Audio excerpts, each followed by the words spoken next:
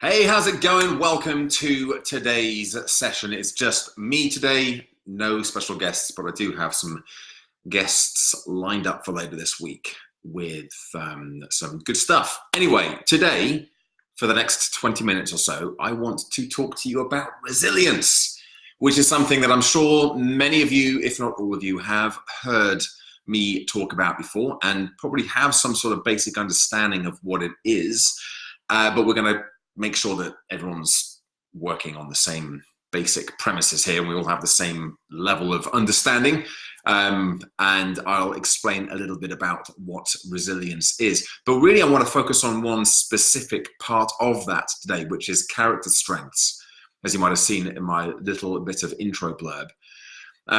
Which is something that I've certainly done a lot of work on this year. I've used myself extensively and have used with many of my coaching clients as well to great effect. So I'm looking forward to sharing some of those insights and ideas with you. And there's a neat little online tool as well that I shall introduce you to, which means that you can actually go and identify your own signature character strengths and possibly decide to use them to boost your resilience as well, which is essentially what this is all about. So we're just going to get stuck straight into it. We've got about 20 minutes, 25 minutes tops. If you've got questions as I go through, if you've tuned in live, then please do just feel free to ask those questions. If not, leave a comment if you're listening to this on the record, and I'll try and answer them afterwards. But let's first of all take it from the top. What is resilience? A really nice working definition of resilience that's kind of fairly easy to understand. It's your bounce back ability.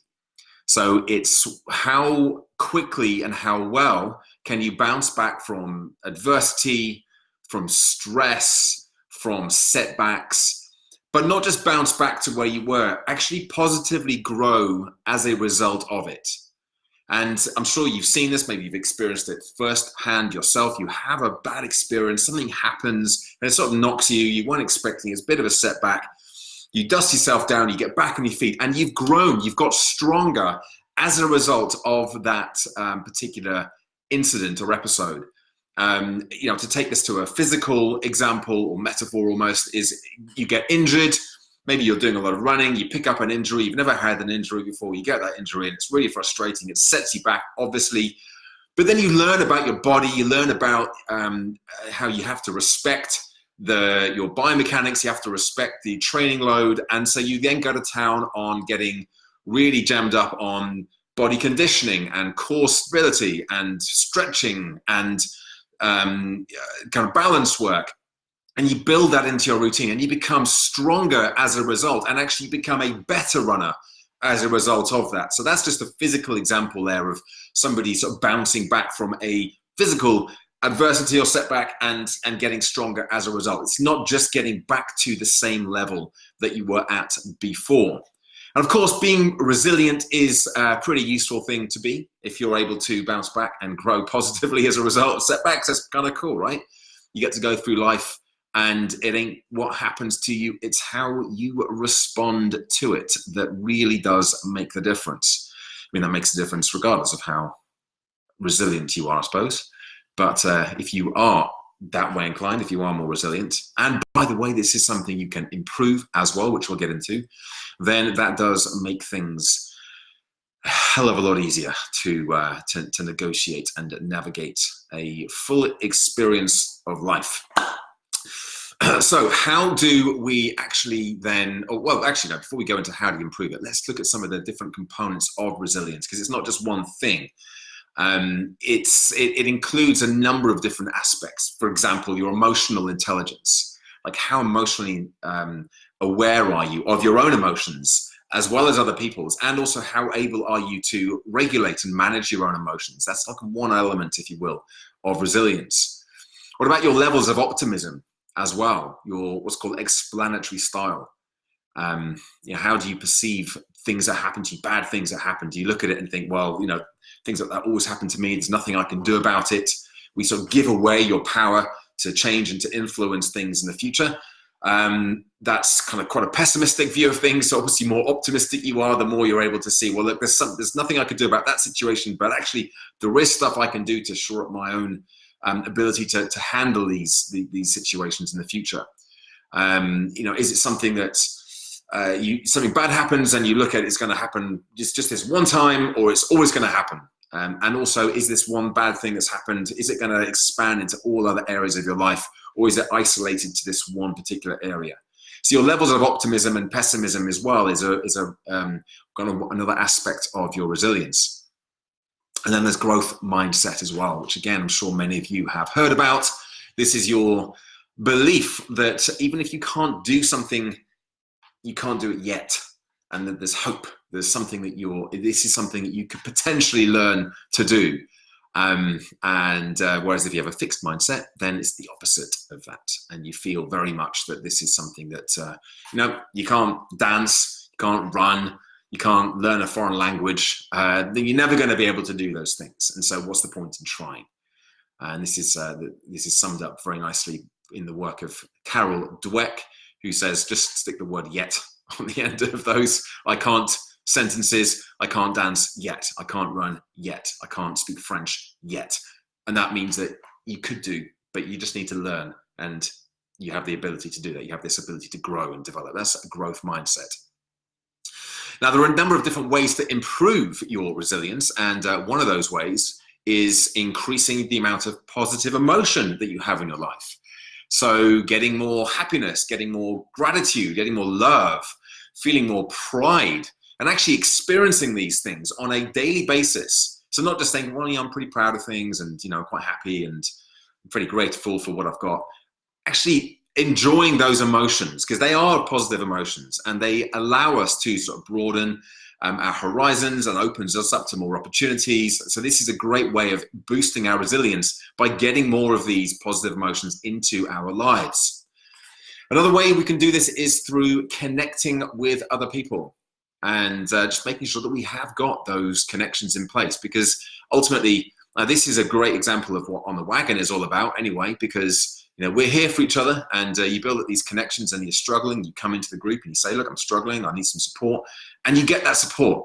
So you've built those connections up, and it's the same in the offline, the real world, if you will, where you actually get some support from people when you are in that sort of struggly place, which we all get to from time to time. So building connections with people, the more of that you have, the easier it is for you to remain resilient, to bounce back, because you've got that support network there as well.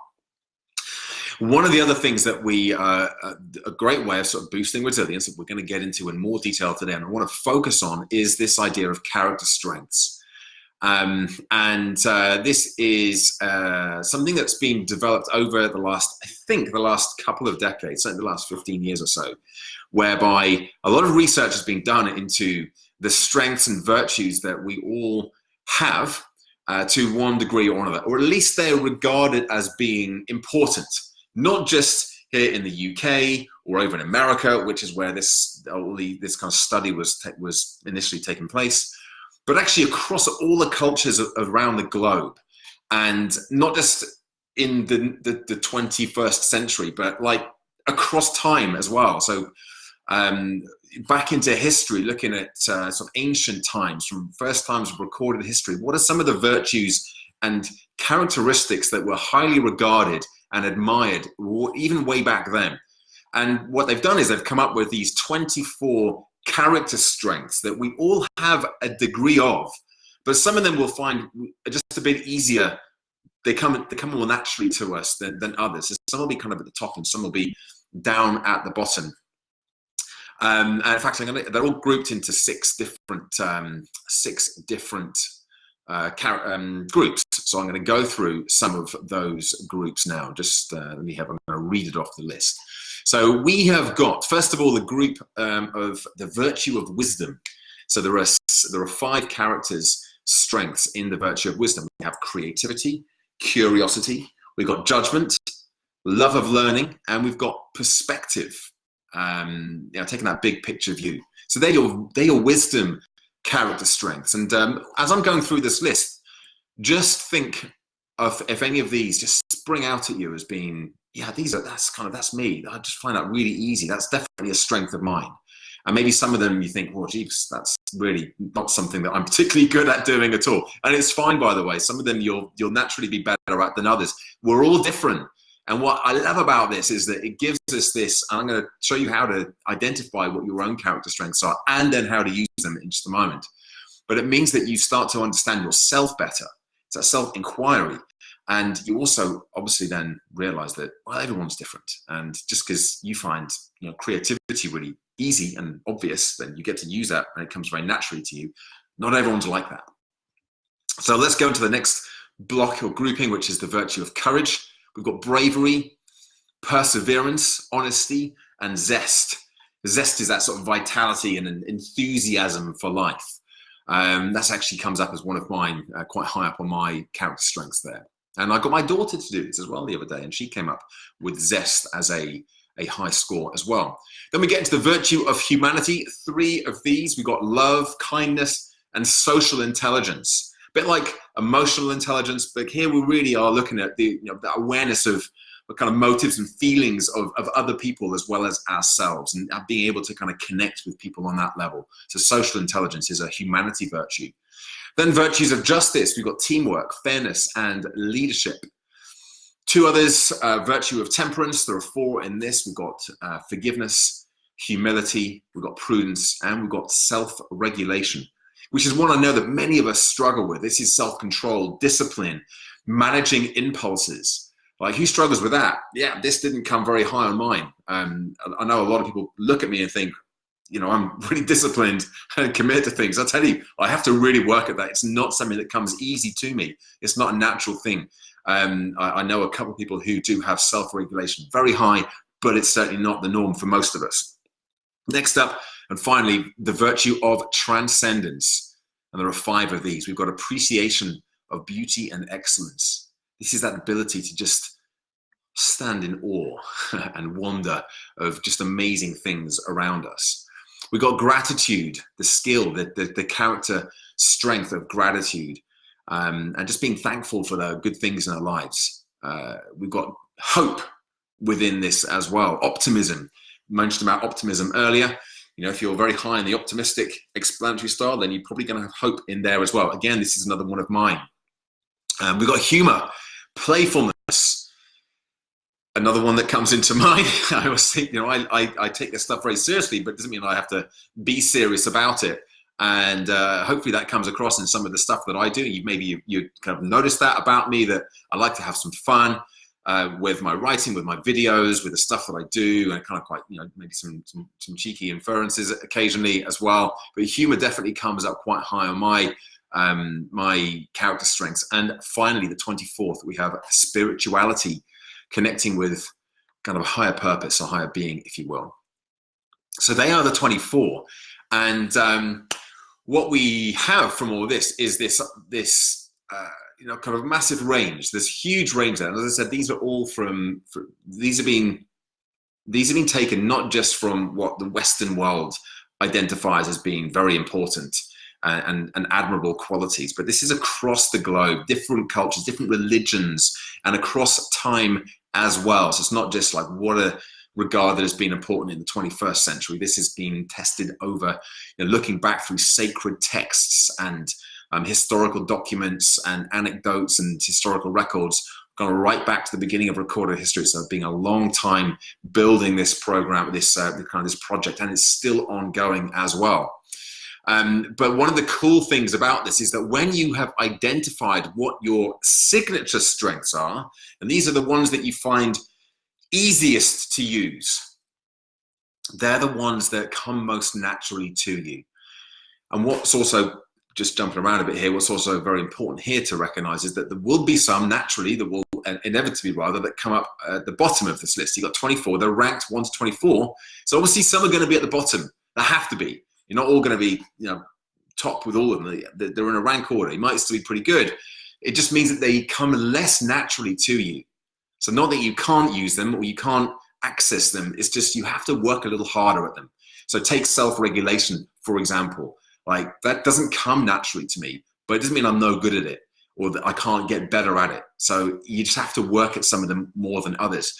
And what that means then, in terms of why this is important or why this can be a part of resilience and why it's helpful, and hopefully will be helpful to you, is that when you know what they are, you can actually start using them more deliberately in your life. So you can actually go ahead and take humor, for example. Like, I can look for opportunities in my day to bring a bit of humor. Not just telling jokes, but just like having a bit of a laugh and not taking things too seriously. Like, how can I do that more in during the course of my daily life? And, you know, I get to do a lot of video, I get to do a lot of writing, and I get to engage with a lot of people every single day. And I'm very lucky that I've managed to design my life to enable me to do that. So I have lots of opportunities to do this. And guess what? It energizes me. I find it fun. I love it. I love doing it. It makes me feel good when I do it. It comes quite naturally to me. You know, I'm not going to stand here and say I'm any kind of comedian. I'm often the jokes. I'm the only person who laughs at them. But that's fine. Like, there, right? Like, I don't care. If you're thinking you're an idiot, George. Like, I don't care, because it makes me laugh, and it energizes me. Like naturally, authentically, genuinely. I can do stuff, and my family just despair of me sometimes because I just make the same rubbish jokes all the time, and I'm just like wetting myself in the corner thinking, you're such an idiot. But I don't care. Some of my jokes are funny, but most of them aren't. Probably not. But it's about, how do you use these strengths that you've got? Like, if you have perseverance, or if you have curiosity as a character strength, a signature strength, like, how can you use your curiosity strength more? Maybe you use it with exercise. Maybe you're struggling to really get into the training, but you've realized that you've got curiosity as a strength. Well, what if you got more curious about different ways of exercising? What if you got more curious about the background in this particular genre of exercise, if it's running or if it's strength training, and you really decided you're going to learn more about it, you're going to get curious about how other people do it. And all of a sudden you're getting to use your signature character strength to achieve something, to overcome a barrier in something that you've struggled with previously. And that thing in this case is exercise. So the next thing we need to do then is to actually work out what these signature strengths are for you. And it's so really easy to do. I'm going to give you the website that you need to go to in just a moment, and you can go and check this out. Give yourself 15 to 20 minutes to do the test. It might not be something you do right now, but just write down the website. It's viacharacter.org. That's VIA character.org. Once more, VIACHARACTER.org. And on there, you can take the free survey. Big box in the top right-hand corner. Take the free survey. You can do it on your phone. You can do it on the laptop. And what it will do is it gives you it sends you a PDF readout of all 24 character strengths in order. And it doesn't give you any more information on what they mean. You can get all that info anyway on the website. It tells you what all the strengths are. It gives you them just like the one I read out to you there. That was just kind of a PDF that I downloaded a while back. But what's really useful is seeing what your 5 signature strengths are. Don't worry too much about what's in the middle. Don't even worry too much about what's at the bottom.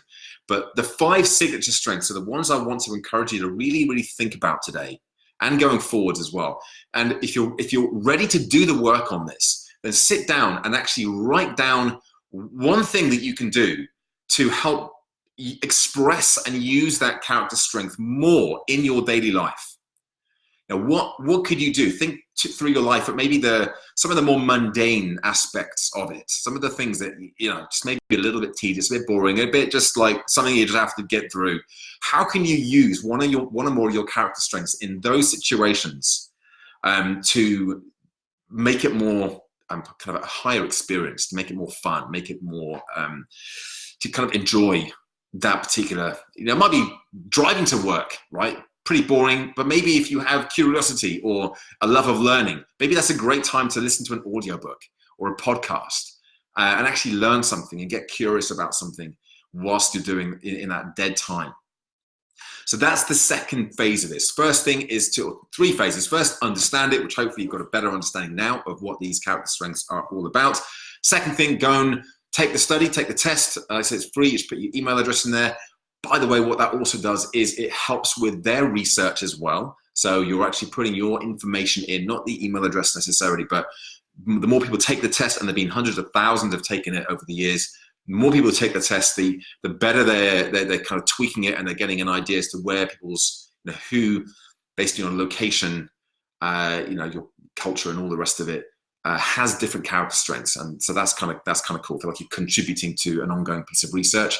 That's the second phase. And then the third phase is just to think about how you can use more of them in your daily life, which is going to give you, it's going to energize you, right? And you'll know if you agree with those top 5 or not, because they're the things that when you do them, they just make you feel energized and they feel like they come naturally to you.